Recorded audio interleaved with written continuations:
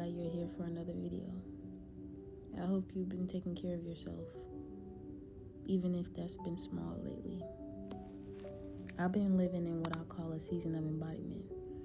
And for me, embodiment is learning how to live, not just exist.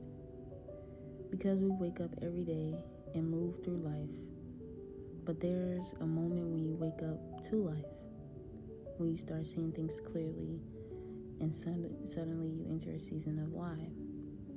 Why does life feel this way? Why am I not where I thought I'd be? Why do we lose people? Why do we have to be healthy to try to care for ourselves at all? And then those questions can quietly lead you into grief. Not just grief for people or moments, but grief for a version of yourself you imagine you would become. A version you didn't get to be. A version you thought you lost along the way. What I've learned while filming this video is that no 2 days are the same. Every morning feels different. Every energy shifts. Your emotions move. And that's normal. But if you can keep even one small thing consistent, writing, moving your body, drinking warm water, reading, editing, doing one thing that pours back into you, you'll always feel just a little bit better. That 1% that you show up for every day is teaching your mind, I can do this. And eventually it stops being something you're trying to become, and it becomes who you are. After grief, I noticed I let parts of myself go quiet. My appearance, my routines, the way I cared for my body. I've always wanted to live healthier, to eat better, and to be more aware. To treat my body with respect. And lately I've been doing that. Slowly and perfectly.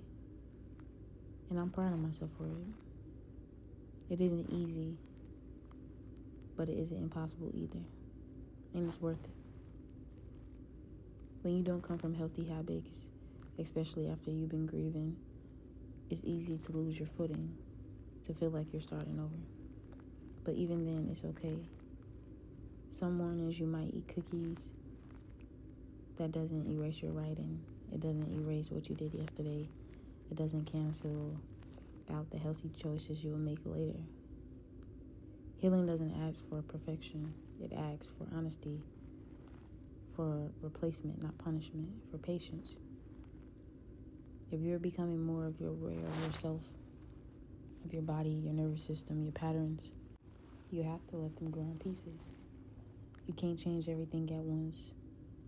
You can only replace things gently, one by one. And one day life starts to look different, to feel different. You move differently. You show up differently. Not because you weren't good before, but because you decided to grow. Working on yourself doesn't take away from your heart. It doesn't erase your kindness. It doesn't mean you're lacking. It simply means you care. And at 21, I know I have time to grow into my health, time to refine how I show up in the world, time to look back at these versions of myself with compassion instead of shame. Every day will look different. Some days you're quiet, some days you're laughing with your sisters, some days you're just sitting in a car, letting life pass by.